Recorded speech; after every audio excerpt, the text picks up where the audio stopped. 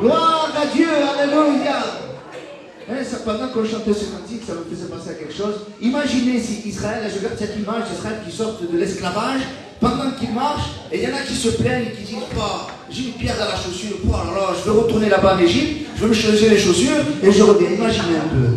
Ça serait complètement hors de sens de faire ça. Eh bien que ce matin, pas à cause d'une pierre dans la chaussure dans ta vie spirituelle, de dire Seigneur, j'en ai marre, je veux retourner. Non, non, tu es sorti du monde, tu es sorti de l'esclavage. Qu'importe, t'as une pierre dans la chaussure, c'est pas grave, tu as la chaussure, tu la ramènes. Qu'est-ce que c'est, tu as froid, tu remets un petit peu, mais va de l'avant, ne retourne pas en arrière, va de l'avant, alléluia. Béni soit le nom du Seigneur, amen. Voilà, donc ce matin, je me suis préparé vraiment j'ai mis du temps pour préparer cette parole et j'aimerais vraiment prendre le temps. C'est pour ça que je prends la place maintenant à 11h15. Parce que le but, mes frères, c'est que vous puissiez comprendre la parole de Dieu. Et j'aimerais prendre un petit peu de temps, mais le but, c'est que vous puissiez comprendre réellement ce qui va être dit ce matin. Amen. Pour moi, c'est un privilège d'avoir compris ce que j'ai compris, mais surtout de le mettre en pratique. Parce qu'à chaque fois, je me dis, si c'est pour apporter une parole ou une étude, simplement pour remplir le cerveau, alors ça ne sert strictement à rien. Si je veux comprendre comment marche un avion, mais je ne conduis jamais d'avion, ça ne sert à rien. Maintenant, si je veux apprendre comment ça fonctionne une voiture, ça peut m'aider, parce que si demain je tombe en panne, je sais où est la batterie, je sais où est le filtre à moteur, je sais où est certaines choses. Donc c'est important de connaître certaines choses. Amen. Donc rappelez-vous, jeudi dernier, j'avais pris un texte de base. Est-ce que vous vous rappelez du texte que j'avais pris? Ah, ça y est, on s'en rappelle. Ah. Non. Romains. Les gens s'approchent. Et qu'est-ce qu'il disait? Là, vous donnez la référence. Ah, bon, je vais vous rafraîchir la mémoire. Romains 7 au chapitre 7, donc au verset 21. Il disait... Non, au verset 21. On va commencer par ce texte de base. D'ici, voilà, je trouve donc en moi cette loi, quand je veux faire le bien, le mal est attaché à moi. Vous vous rappelez, j'avais pris ce texte-là, et j'avais tourné justement ce texte, j'avais essayé de le tourner en évangélisation, de faire comprendre aux personnes qui n'étaient pas sous la grâce, qui n'étaient pas nées de nouveau, qu'ils ne pouvaient pas trouver en lui cette loi, que quand il veut faire le bien, c'est le mal qui est attaché à lui, il ne le sait pas, tant que Christ n'habite pas dans son cœur. Parce que les gens du monde, les païens, marchent comme bon leur semble. Ils font quelque chose, ils réfléchissent à peine si on a offensé, si on n'a pas offensé Dieu. Ils ne pensent pas à Dieu du tout. Mais nous, quand on est devenu chrétien, quand on fait quelque chose, la première chose qui nous vient à la pensée, c'est de dire, est-ce que j'ai offensé le Seigneur? Et donc, c'est pour ça que j'avais essayé de tourner justement cette parole en évangélisation. Mais en réalité, ce matin, je le crois que tous ceux que nous sommes là, nous sommes des chrétiens nés de nouveau. Amen. Et donc cette parole maintenant, on va essayer de la décortiquer de la même manière que quand on prend une montre, vous connaissez les montres Rolex, ça coûte cher ça les montres Rolex. Quand on va aller dans la montre Rolex, nous bon, on a 50 000 euros, j'exagère pas quand je dis ça. Mais plus non? J'exagère pas quand je dis 50 000, 80 000 euros. Mais quand on prend une montre Rolex, on voit qu'il y a un bracelet, on voit qu'il y a un cadran, on voit qu'il y a 3 aiguilles qui donnent une heure, une qui donne des minutes, et l'autre qui donne des secondes. Donc on se dit, pas tanto dinero, pas une Rolex. Mais en réalité, ceux qui se connaissent vraiment en montre, il y a tout un mécanisme qui est à l'intérieur. Parce que nous, on voit que l'extérieur.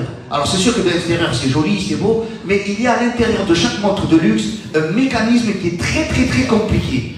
Et ce matin, on va étudier le péché, parce qu'on le voit de loin le péché, et on se dit c'est quelque chose de grand, mais on va l'analyser au microscope de la parole de Dieu. Est-ce que vous voulez qu'on analyse le péché dans le microscope de la parole de Dieu?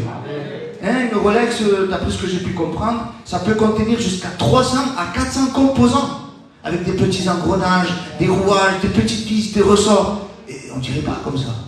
Mais en réalité, c'est très complexe. Et le péché, eh bien, c'est très compliqué. Et on va l'analyser petit à petit, grâce à l'Esprit de Dieu, grâce à l'épître de Paul, et grâce à Dieu qui va nous aider à comprendre justement cette parole. Amen. Donc on va retourner, donc vu qu'on est au chapitre 7, pour comprendre cette parole, on va prendre à partir du chapitre 1er. Non, pardon. Du verset 1er. Et l'apôtre Paul commence ce chapitre diciendo, ignorez-vous, frères, car je parle à des gens qui connaissent la loi, que la loi exerce son pouvoir sur l'homme aussi longtemps qu'il vit.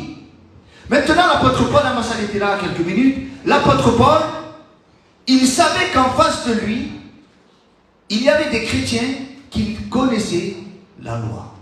Et on ne peut pas parler d'un sujet avec quelqu'un, si Juan, je prends l'exemple de Juan de la Carlota, il n'y comprend rien en voiture. Ce n'est pas le cas parce que c'est lui qui se change les embrayages et tout à chaque fois. Donc il est fort en voiture. Mais vamos poner que non comprenne nada le coche. Et moi j'arrive, je lui dis, tu comprends dans l'axe, dans l'embrayage, ainsi. Il ne comprend rien. Moi je suis comme ça, je comprends dans la voiture. Mais bien vous me dites, l'embrayage, le frein, ici, là, je ne comprends rien parce que je n'ai pas de notion, je ne comprends pas. Mais l'apôtre Paul, lui, quand il va s'exprimer avec les chrétiens de Rome, il sait qu'en face de lui, ce sont des gens qui sont capables de comprendre la loi de Dieu. Et ce matin, j'en suis persuadé que vous êtes capables de comprendre la parole de Dieu. Parce que si vous seriez une petite église qui a quelques semaines ou quelques mois, ce genre de parole, je ne pourrais pas l'apporter.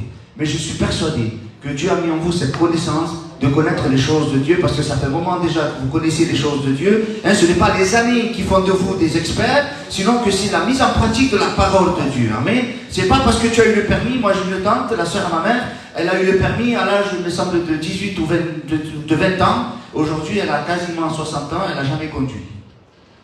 Elle a le permis, mais elle ne sait pas conduire.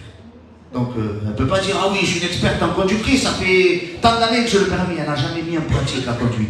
Et ce matin, nous sommes des chrétiens qui avons mis en pratique, par différentes situations, par des moments d'épreuve, par des moments de maladie, par des moments de manque d'argent, par des moments difficiles, nous avons mis en pratique la parole de Dieu. Et c'est ce qui a fait de nous des personnes qui comprennent la parole de Dieu. Donc ce matin, j'en suis persuadé, vous êtes capables de comprendre la prédication, parce qu'il y a le Saint-Esprit, il y a la parole de Dieu, et il y a le Seigneur avec nous. Donc Paul dit comme ça, la loi exerce son pouvoir sur l'homme sur la femme également, aussi longtemps qu'il vit. Alors quand on comprend ce verset-là, on comprend que la loi de Moïse, la loi mosaïque, n'a aucun pouvoir sur quelqu'un qui est mort. Vous êtes d'accord avec moi? S'il est mort, la personne, si elle est décédée, quelle puissance elle a la loi sur lui? Aucun. Il faut que la personne soit vivante. Donc c'est ce que l'apôtre Paul essaie de faire comprendre. Donc maintenant, si on est d'accord avec ça, maintenant Paul va prouver ce qu'il est en train de dire en prenant un exemple de la vie de tous les jours d'un couple. Et on arrive au verset 2. Il va dire ici, ainsi, une femme mariée est liée par la loi à son mari tant qu'il est vivant. Mais si le mari meurt, elle est dégagée de la loi qui l'a liée à son mari. Si donc, du vivant de son mari, elle devient la femme d'un autre homme, comment on va appeler cette femme? Elle sera appelée adultère. Mais si le mari meurt, elle est affranchie de la loi, de sorte qu'elle n'est point adultère en devenant la femme d'un autre. Donc maintenant, l'apôtre Paul va pousser la réflexion plus loin, va dire, bon, je sais que j'ai en face de moi des personnes qui connaissent la loi, elle n'est pas ignorante de la parole de Dieu, je sais que vous connaissez la parole de Dieu. Il va prendre un exemple d'un homme et d'une femme. Il va dire, voilà, une femme, elle est mariée, elle est liée à son mari, tant que son mari est vivant. Ça veut dire que même si son mari est, comment on peut dire ça, il ne la rend pas heureuse, même si son mari lui donne une mauvaise vie, elle n'a pas le choix que de rester avec lui parce que la loi mosaïque lui dit il ne fallait pas quitter ton mari. Sinon on l'appelle adultère. Elle ne pouvait pas devenir la femme de quelqu'un d'autre. Jusqu'à là, vous me suivez? Même elle devait subir, donc justement, la mauvaise vie qu'elle devait vivre. Mais maintenant, la Bible dit, c'est maintenant l'apôtre Paul qui dit, maintenant, si cette femme, elle est malheureuse avec cet homme-là, et qu'en allant, je vais rajouter quelque chose, en allant au travail, elle trouve un bonico, un gentleman, mucho dinero, et qu'est-ce qu'il est romantique? Il va au restaurant, il fait ci, il est comme ça, et il est très gentil, il est ici, là. Et qu'est-ce que tu disais? ¿Para qué tanto me da mala vida? Celui que j'ai, là, il me donne mauvaise vie. Ah, je vais aller avec lui mieux. Ça serait légitime pour elle, parce qu'elle en a marre, elle, de se dire, je ne veux plus vivre avec lui. mais qu'est-ce qui se passe? Si elle le fait de son vivant, de son mari, comment on va l'appeler cette femme si elle va avec cet homme? L'adultère. Maintenant, cette femme, elle est liée, elle est captivée, elle est sous l'emprise, elle ne peut pas, parce qu'elle est liée. Et c'est ce que l'apôtre Paul dit, mais maintenant, l'apôtre Paul va donner un détail, il va décider. Mais si le mari meurt, alors c'est méchant ici, muere. Et qu'elle va au travail, et qu'elle voit ese hombre soltero, qu'elle voit cet homme qui est célibataire, il a tout pour lui, beau, grand, comme l'André, grande, todo dinero. Pourquoi ainsi? Eh bien, elle se met avec lui, et qui va parler d'elle? Ben non, elle a été fidèle à son mari, ben, il est mort, elle a le droit de se marier. Donc, on ne va pas l'appeler adultère. Donc, jusqu'à là, vous me suivez? On est d'accord? Maintenant, pourquoi Paul dit ça? Pourquoi l'apôtre Paul prend un exemple de la vie quotidienne d'un couple pour pouvoir nous faire comprendre la parole de Dieu?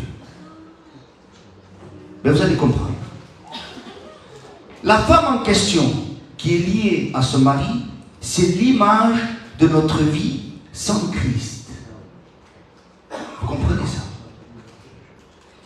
Avant d'être unis à Christ, nous étions unis, liés à quelqu'un et on ne pouvait pas s'en dégager, malheureusement. On était liés à quelqu'un d'autre. Et là, l'apôtre Paul ne parle pas du diable. Il ne parle pas des démons, il ne parle pas des mondes des ténèbres. Il parle de qui? De la même manière que pour que nous soyons dégagés de ce lien qui nous unissait de notre ancienne vie, il fallait qu'il y ait une rupture. Il fallait que ce soit marqué par une mort. Tant que notre vieille nature était vivante, nous ne pouvions pas être liés à Christ, qui est l'homme idéal. C'était impossible, parce que la loi nous condamnait à la mort. Nous étions tous des pécheurs et privés de la gloire de Dieu. Nous ne pouvions pas dire, Seigneur, maintenant je viens à toi, sans passer par une mort, parce que la loi nous condamnait. De la même façon que cette femme, même si elle était malheureuse avec son mari, elle n'avait pas le choix que de subir cette vie misérable. Et malheureusement, les frères, même si on voulait s'en sortir, nous, quand on se disait, j'en ai marre de ta vie, là, quand on n'avait pas Christ, j'en ai marre de cette vie, on ne pouvait pas s'en sortir. On était liés, on était captivés, on était sous l'emprise. Vous suivez jusque-là? On va continuer. Maintenant, les versets qui vont suivre vont faire comme une synthèse, comme une conclusion de ce que vient de dire l'apôtre Paul. Il va dire comme ça. De même, mes frères, quand on dit c'est de même, ça veut dire qu'il compare ce qu'il vient de dire à nous.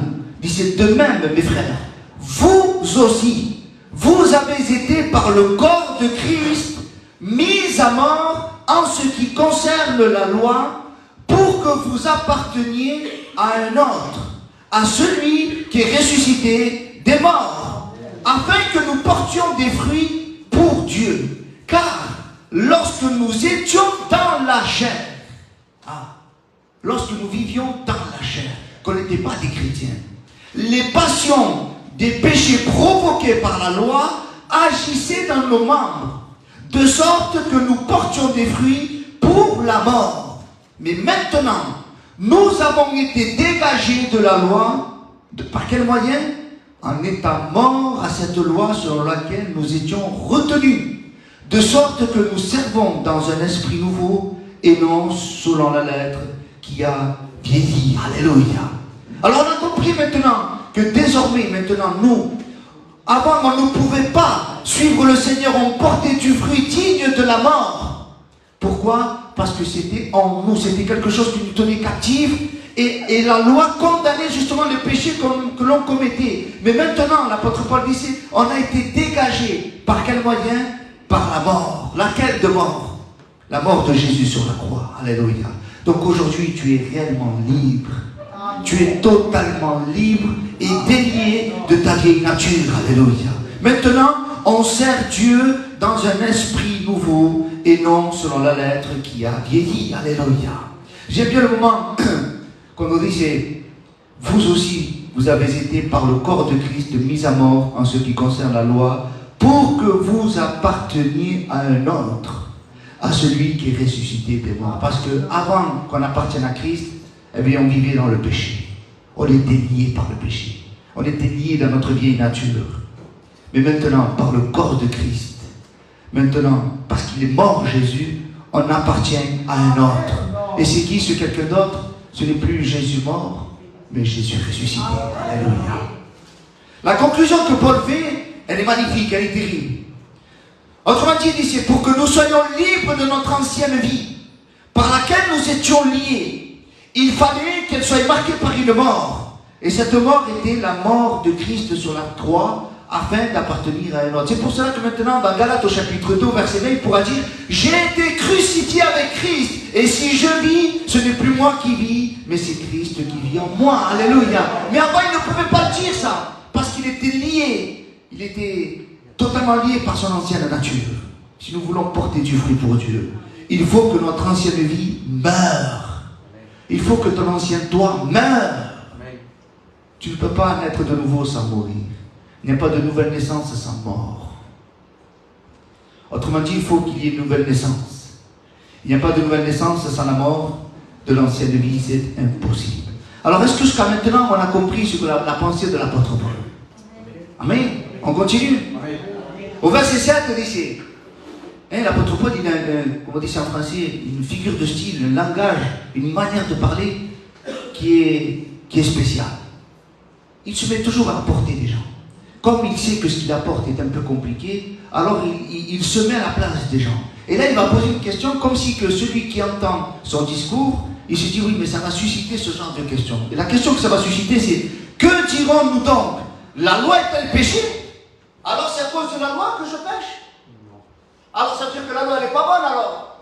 La loi, elle est mauvaise alors? Et l'apôtre Paul dit, c'est loin de là. Alléluia. Mais je n'ai connu le péché que par la loi.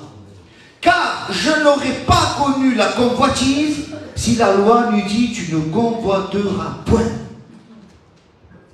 Et dans une autre version, on disait, la loi est-elle péché? La loi est-elle la cause du péché? Et il répond, certainement pas. Il va dire, je n'aurais pas connu la convoitise dans ma vie si la loi ne m'aurait pas dit, tu ne convoiteras pas. Vous comprenez ça? Comprenez une chose. Pourquoi Adam a-t-il péché? Pourquoi on l'a mis ce titre qu'il a péché? Pourquoi il a transgressé? Qu'est-ce qui s'est passé? Parce qu'il y a une loi. C'est Dieu qui a donné la loi. Qu'est-ce qu'il a dit Dieu? Si Dieu n'avait pas dit ça, et que Adam prend de ce fruit, est-ce qu'il aurait transgressé le commandement de Dieu?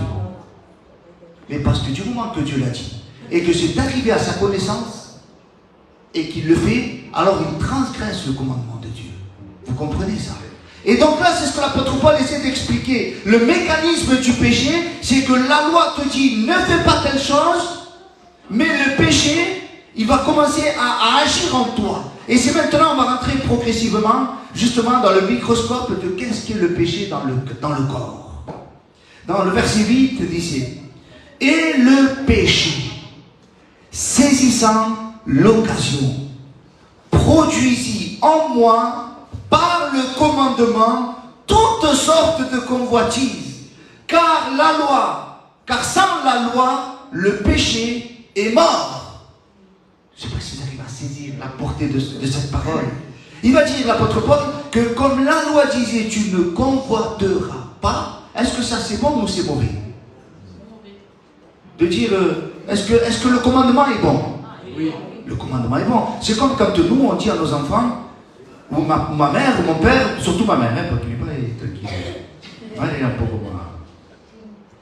Avec bébé, quoi, avec l'endroit, à voir ce que tu vas faire, à voir si maintenant tu vas avec tes copains et, excusez-moi, tu vas fumer de la drogue, à voir si tu vas fumer telle chose. Attention à ce que tu fais. Est-ce que c'était mauvais ce qu'elle me disait, maman? C'était bon. C'est le commandement est bon. Mais quand moi j'allais avec mes copains et que je faisais ce qui n'était pas bon, alors ça prouve que ce que disait ma mère était mauvais? Non. Ce que disait ma mère était bon. Mais c'était moi qui n'étais pas bon. C'était ma qualité d'enfant qui n'était pas bon. Et là, la Bible dit, et le péché, il saisit l'occasion. Parce que quand on n'a pas Christ dans le cœur, chaque occasion qu'on donne au péché, eh bien, il le saisit. C'est pour ça qu'il y a plusieurs choses qu'on a fait dans notre vie, qu'on regrette aujourd'hui. Parce que certainement que nos parents nous disaient « Non lo haga eso ». Et nous on se retrouvait dans des endroits à faire des choses qui n'étaient pas bonnes. Et on se retrouvait à faire des choses qui n'étaient pas à la gloire de Dieu. Et donc maintenant, dit c'est le péché saisissant l'occasion, qu'est-ce qu'il produit? Eh bien, il produit par le commandement toutes sortes de convoitises. Car sans la loi, le péché est mort. On a l'impression que le péché agit, je ne sais pas si vous arrivez à entendre ta parole, mais je pense que oui, si Dieu me l'a mis dans mon cœur, c'est que je pense que vous allez le comprendre. Le péché agit comme un micro-organisme. Vous allez comprendre. Un micro-organisme, c'est quelque chose de très petit. Vous savez que le corps est composé de plusieurs cellules. Pour ça que malheureusement, quand quelqu'un a le cancer, on dit qu'elle a des mauvaises cellules qui se multiplient et ça cause justement la mauvaise maladie. Mais il y a ce qu'on appelle une bactérie qui est composée d'une seule cellule et cette seule cellule, elle mange, elle boit et elle grandit et elle se propage. Et le péché est tellement petit. Mais ce n'est pas parce qu'il est petit qu'il ne fait pas de dégâts. La bactérie, elle fait des dégâts. Pourtant, c'est microscopique. À l'échelle de l'œil humain, on ne peut pas le voir. Maintenant, une bactérie sans organisme, ça veut dire une bactérie, elle est là, mettons la bactérie, d'accord? Elle est sur le pupitre. Et si je ne fais pas ça avec ma main, je ne mets pas ma main dans la bouche ou dans l'œil ou je ne me touche pas, eh bien, elle ne peut pas pénétrer dans mon corps.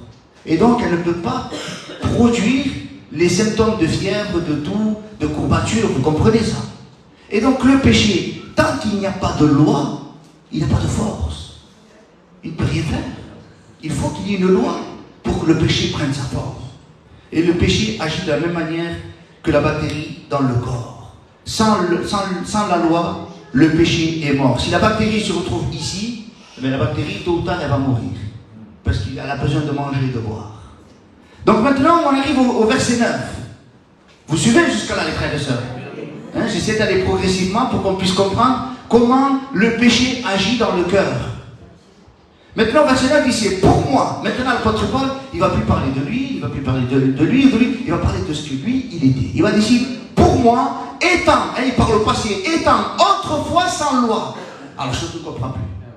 Non, non, non. Paul, il a grandi dans la loi ou il n'a pas grandi dans la loi? Alors, pourquoi il dit autrefois en étant sans loi? Expliquez-moi ce verset. Comment? La loi accomplie. C'est sa loi par rapport à sa chair. Mais il a toujours vécu sous la loi. Comment on peut expliquer qu'il dit autrefois sans loi? Comment?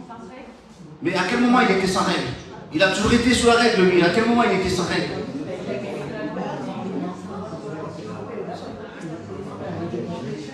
J'entends plein de bruit, mais j'entends pas le...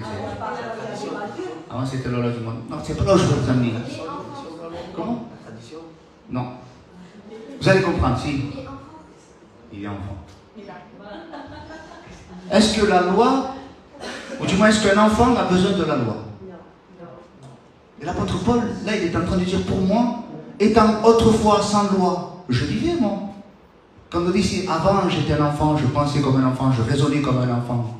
Mais après, je me dis, avant, un enfant, pour ça qu'on dit qu'un enfant, il est sauvé jusqu'à l'âge de raison, jusqu'à ses 12 ans, parce que la loi n'a pas, si tu veux, un enfant n'a pas besoin tu ne commettras pas, si l'enfant, la sola cosa qui est rugal, c'est tout. Il n'a pas besoin il ne commettra pas les péchés que comme un adulte, vous comprenez ça. Et donc l'apôtre Paul dit, c'est pour moi, étant autrefois sans loi, je vivais. Mais quand le commandement est venu, à quel moment le commandement est venu? Quand l'âge de raison est arrivé, quand il a compris que la loi était bonne, dans son raisonnement, dès qu'il a compris en étant un peu plus grand, c'est-à-dire que le commandement vient dans ma pensée, le péché reprit vie. Ça veut dire que le péché était en lui, mais il était mort, parce qu'il n'avait pas de péché, parce qu'il n'avait pas de loi. Autrement dit, c'est comme aujourd'hui, du Bible, je suis en train de le vivre, mon fils le plus petit, il a la grippe, mais il a commencé à avoir les symptômes à partir de jeudi. Jeudi, je suis allé le chercher à l'école et son professeur me dit, il est un peu fatigué et je pense qu'il a dû trouver quelque chose parce que dans sa classe, il y a beaucoup de personnes qui sont malades. Bon, ok. Le jeudi soir, il me fait de la fièvre. Est-ce qu'il a attrapé la grippe le jeudi? À quel moment il a attrapé la grippe? Il y a une période de ce qu'on appelle d'incubation. Et donc, entre la période qu'il a attrapé et la période de la manifestation des symptômes, il s'est passé un temps de quelques jours. Avant, pour le Covid, on disait 7 à 14 jours. Et bien là, le péché est dans chaque enfant. on est avec le germe du péché en nous. Mais il est inactif. Parce qu'il ne peut pas manifester le symptôme de l'enfant. Et dès lors qu'il commence à comprendre, à raisonner, là maintenant le péché prend sa forme. Il commence à prendre vie. Vous comprenez ça? Donc maintenant, quand on va plus loin, disait, quand le commandement vint, le péché reprit vie. Et puis qu'est-ce qui se passe quand le péché prend vie? Il mourut, il meurt. Donc autrement dit, tant que la loi, la connaissance de la loi ne venait pas dans le cœur de l'apôtre Paul, hein, on ne parle pas quand il était chrétien, hein, on parle quand il est sous la puissance du judaïsme. On ne parle pas de Christ ni quoi que ce soit, on parle de son ancienne vie. Et on parle du péché. De la même manière que nous, quand on était dans le monde, on était des païens, on n'avait pas la connaissance de Dieu, mais lorsque la connaissance de l'évangile est venue, amen, c'est là que le péché, eh bien, si tu veux, on comprend qu'on était sous l'emprise du péché. Mais tant que la parole de Dieu ne vient pas dans notre cœur, limite, on se sent bien, on est tranquille dans le monde. Mais il faut que la parole de Dieu vienne dans nos cœurs, nous éclaire, nous dise, tu es un pécheur et privé de la gloire de Dieu. Alors, on continue. Il va conclure avec, au verset 10, ainsi, le commandement qui conduit à la vie, parce que le but de Dieu, ce n'était pas de donner un commandement qui mène à la mort, c'était de donner un commandement qui mène à la vie. Disait ainsi, le commandement qui conduit à la vie se trouva pour moi conduire à la mort. Comment est-ce? C'est quoi le problème? Le problème vient de la loi ou le problème vient d'autre part? Car le péché, et là c'est maintenant qu'on commence à entrer progressivement, car le péché, saisissant l'occasion, me séduisit par le commandement et par lui me fit mourir. Alléluia. Et maintenant, il va commencer à rentrer dans la profondeur. Vous voulez rentrer avec moi maintenant dans la profondeur de comment il agit le péché? Amen. Dans Romains au chapitre, donc au verset 12, maintenant, il dit, la loi est donc sainte. Le commandement est saint, juste et bon.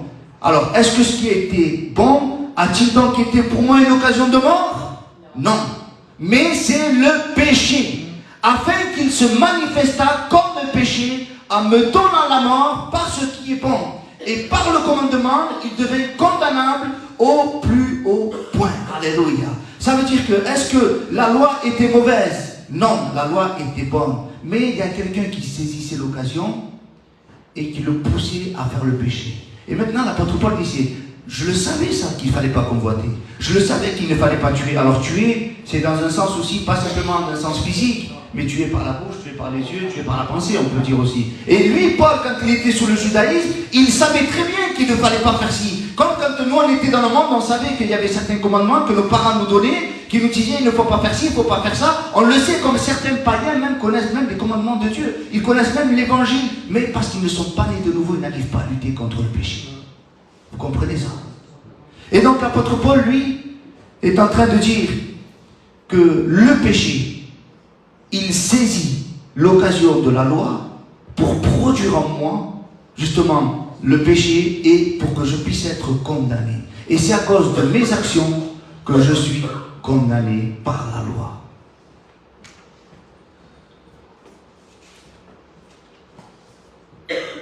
Alors quand on continue, on comprend une chose, c'est que Paul savait très bien que convoiter n'était pas bon parce qu'il connaissait la loi, mais malgré qu'il savait que ce n'était pas bon de le faire, le péché qui était en lui parce qu'il était pécheur et privé de la gloire de Dieu poussait à convoiter et de ce fait être condamné par le commandement. Donc maintenant on comprend que nous, quand on est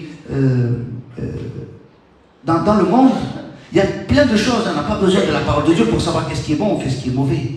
On a une conscience, on a une culture, on a une éducation qu'on nous a donnée. Mais il se passe quelque chose, c'est que malgré qu'on sait des choses, eh bien on commet quand même les mauvaises choses. Pourquoi? Parce qu'en nous, il y a le germe du péché qui nous pousse à faire le mal. Et des fois on ne comprend pas, on dit Seigneur.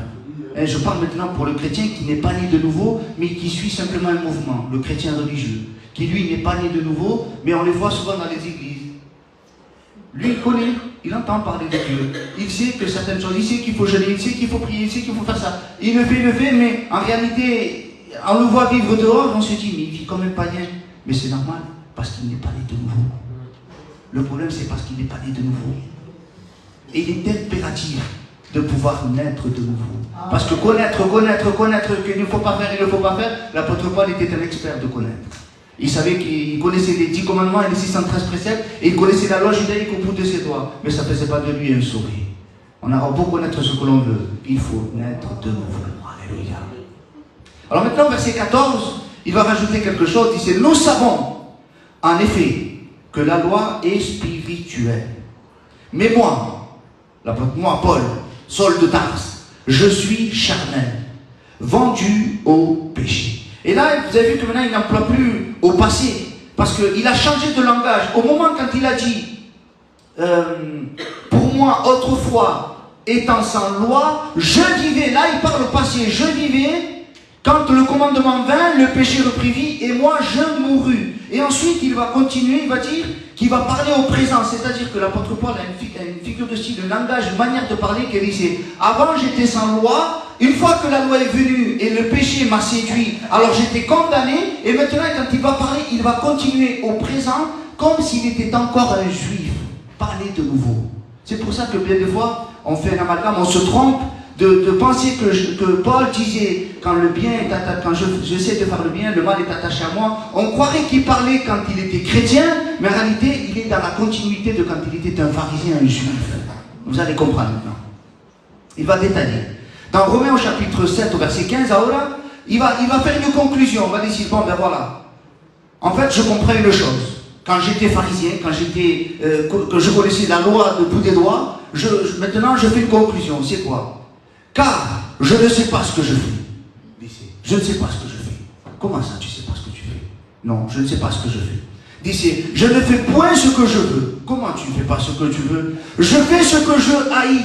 Or, si je fais ce que je ne veux pas, je reconnais par là que la loi est bonne. Et maintenant, ce n'est plus moi qui le fais, mais c'est le péché qui habite en moi. Ce qui est bon, mira ahora como lo dice eso, ce qui est bon, je le sais, il n'habite pas en moi, c'est-à-dire dans ma chair. Ça veut dire que j'ai la volonté, mais non le pouvoir de faire le bien. Car je ne fais pas le bien que je veux, et je fais le mal que je ne veux pas. Et si je fais ce que je ne veux pas, ce n'est plus moi qui le fais, c'est le péché qui habite en moi. Est-ce que ça, c'est le comportement d'un chrétien? Ça, c'est le comportement de quelqu'un qui est dans le pharisien, qui est juif, qui sait qu'il ne doit pas faire certaines choses, mais malheureusement, la loi qui est en lui, le péché qui est en lui, le pousse à faire le mal. Autrement dit, la loi, elle est là pour te faire révéler l'état de ton cœur, pour te montrer l'impossibilité de pratiquer la loi de Dieu. Je ne sais pas si tu arrives à comprendre. La loi, elle n'est pas faite pour que tu puisses la mettre en pratique. La loi, elle est faite pour te démontrer à toi et à moi que nous sommes pécheurs et qu'on est impossible de pratiquer la loi. D'où il a fallu que Jésus vienne. C'est là où Jésus vient comme sauveur. Comme il voyait que c'était impossible que tu puisses mettre en pratique la loi, il est descendu lui-même. Il a mis lui-même la loi en pratique et il est mort. Et la Bible dit il est ressuscité. Alléluia. Désormais, toi, tu n'as plus besoin de pratiquer la loi. Tu as simplement besoin d'accepter le Seigneur dans ton cœur. Alléluia. Parce que si tu t'amuses à pratiquer toute la loi, si tu t'amuses par l'intelligence, si tu ne nais pas de nouveau, et tu fais simplement comme les autres, et José, ben moi aussi je vais prier, le frère il chante, ben moi aussi je vais chanter. Mais si tu n'es pas né de nouveau, tout ça, ça ne sert à rien. Il faut mettre l'accent sur la nouvelle naissance. Parce que l'intelligence, à un moment donné, ne fera pas de toi un sauvé. De connaître, ça ne sert à rien. Et malheureusement, aujourd'hui, il y a des personnes comme ça qui connaissent la parole de Dieu, mais ils connaissent uniquement par leur intelligence. Ils savent plein de choses de la Bible, mais ils se retrouvent comme Paul lorsqu'il était parlé de nouveau. Il sait que fumer c'est mauvais, il sait que boire c'est mauvais, il sait que parler mal c'est mauvais, il sait que mentir c'est mauvais, il sait que se moquer c'est mauvais, il sait plein de choses, mais il fait le contraire de ce qu'il sait. Pourquoi? Parce qu'il n'est pas né de nouveau. Du coup, maintenant, c'est le péché qui agit en lui. Et à ce moment-là, Paul va sortir cette phrase. Alléluia. Au verset 21, il dit, je trouve donc en moi cette loi. Quand je veux faire le bien, le mal est attaché à moi. Je prends plaisir à la loi de Dieu selon l'homme intérieur. C'est-à-dire que quand quelqu'un qui connaît la loi de Dieu, comme cet homme Saul de Tarse qui était dans le judaïsme, l'homme intérieur, il savait, il connaissait que le péché, il ne faut pas faire ci, il ne faut pas faire ça. Ça, je le savais. Mais quand je veux agir, malheureusement, le péché est plus fort. Et il agit en moi. Donc je prends plaisir, j'aime la loi de Dieu dans mon être intérieur. Dit dans le verset 23, mais je vois dans mes membres une autre loi qui lutte contre la loi de mon entendement. C'est-à-dire, on a beau dire j'ai été élevé au pied de Gamaliel, il m'a appris plein de choses. J'ai appris plein de choses à travers la Torah. Mais si tu ne nais pas de nouveau, Paul, quand tu voudras faire le bien, ça sera le mal qui s'attachera à toi. Ici, je vois une autre loi dans mes membres, qui lutte contre la loi de mon intelligence et qui me rend captif de la loi du péché qui est dans mes membres. Et là, il va faire une conclusion d'ici. Misérable que je suis en réalité. Qui me délivrera du corps de cette mort? Il dit non, mais c'est pas possible en fait. C'est sans solution en fait. J'aurais beau lutter toute ma vie. Même si je connais, mais j'aurais beau lutter toute ma vie en fait. Je m'en sortirai jamais. Il dit misérable que je suis. Qui va me libérer de cette mort? Et notez que le chapitre 7 termine avec une note négative. Il dit misérable que je suis. Qui me délivrera de ce corps de mort? Et dit, c'est grâce soit rendue à Dieu par Jésus-Christ notre Seigneur. Ainsi donc moi-même, je suis par l'intelligence, esclave de la loi de Dieu, mais je suis par la chair, esclave du péché. Donc là, il termine avec une note négative et décide, voilà, par la chair, ben, malheureux. Mon intelligence, de l'homme intérieur, il sait que je ne dois pas faire de certaines choses, mais malheureusement, mes actes disent le contraire. Donc je suis condamné. Est-ce que Paul il est condamné à ce moment-là? Puisqu'il connaît la loi de Dieu, mais ses membres font le contraire. Est-ce qu'il est quand même sauvé? Ben non, puisque même s'il connaît, mais qu'il ne met pas en pratique, il est condamné. Donc maintenant, quand il termine le chapitre 7, il dit, c'est misérable que je suis. Qui va me délivrer de ce corps? On prend encore 5 minutes. Maintenant, on arrive au chapitre 8. Et là maintenant, il y a quelque chose, un miracle qui va se passer. Il va d'ici là, au chapitre 8, il n'y a donc maintenant aucune condamnation pour ceux qui sont en Jésus-Christ. Alléluia. Pour ceux qui sont en dehors de Jésus-Christ, qui connaissent. Eux, ils sont condamnés parce que leurs actes disent le contraire. Mais ceux qui sont en Jésus-Christ, ceux qui ont accepté Jésus comme maître et sauveur, eux, alléluia, ils n'ont aucune condamnation. Alléluia. En effet, la loi de l'esprit de vie en Jésus-Christ m'a affranchi de la loi du péché et de la mort. Chose impossible à la loi. Pourquoi chose impossible à la loi? Parce que moi, LPP, moi, avant de connaître le Seigneur, la chair la rendait sans force. Dieu a condamné le péché dans la chair. De quelle manière? En envoyant, à cause du péché, son propre Fils dans une chair semblable à celle du péché. Et cela dans un but, afin que la justice de la loi fût accomplie en nous, qui marchons non selon la chair, mais selon l'esprit. Alléluia. Ceux, en effet, qui vivent selon la chair, ceux qui sont toujours dans je connais, mais qui ne sont pas nés de nouveau, s'affectionnent aux choses de la chair. Tandis que ceux qui vivent selon l'esprit, le véritable enfant de Dieu qui est né de nouveau, il ne s'affectionne pas aux choses de la terre, mais il s'affectionne aux choses de l'esprit. Alléluia. Et l'affection de la chair, c'est quoi? C'est la mort. Tandis que l'affection de l'esprit, c'est la vie et la paix. Car l'affection de la chair est inimitié, ennemie contre Dieu, parce qu'elle ne se soumet pas à la loi de Dieu et qu'elle ne le peut même pas. Or, ceux qui vivent selon la chair ne peuvent pas plaire à Dieu. Mais pour vous, vous ne vivez pas selon la chair, mais vous vivez selon l'esprit. C'est-à-dire que vous êtes nés de nouveau. Si du moins l'esprit de Dieu habite en vous. Si quelqu'un n'a pas l'esprit de Christ, il ne lui appartient pas. Et moi je veux le croire ce matin. Qui appartient à Christ? Qui est le temple du Saint-Esprit? Alors je te pose la question, comment tu vis? Est-ce que tu connais qu'il ne faut pas faire, il ne faut pas dire, il ne faut pas critiquer, il ne faut pas parler mal, il faut pas... Tu le sais, mais malheureusement tu le fais toujours. Eh bien le problème c'est pas que tu vis dans la chair, le problème c'est que tu n'es pas né de nouveau. Parce que si tu es réellement né de nouveau, tu connais l'amour de Dieu. Tu connaîtrais la patience de Dieu. Tu connaîtrais la bonté de Dieu. Et quand bien même on te ferait du mal, il ne sortirait que de l'amour. Et quand une olive on la presse, elle ne connaît que le mal. Une olive, pour l'apprécier, elle a besoin de passer au pressoir. C'est douloureux pour l'olive. On va mettre une image, c'est douloureux pour l'olive. Mais elle ne se défend pas, l'olive. Elle ne dit pas, mais rien que pour ça, je vais faire ça. Non, non, elle dégage le meilleur de ce qu'elle a. Alléluia. Quand bien même elle est piétinée. Le café, quand on veut sortir le bon avant, il a besoin d'être moulu. Jésus, pour sortir le meilleur, il a dû aller à la croix. Alléluia. Pour que tu puisses avoir la vie en toi. Pour que tu puisses avoir la véritable vie de l'esprit en toi. Alors, il termine en disant, pour vous, vous ne vivez pas selon la chair, mais selon l'esprit, si du moins l'esprit de Dieu habite en vous. Si quelqu'un n'a pas l'esprit de Christ, il ne lui appartient pas.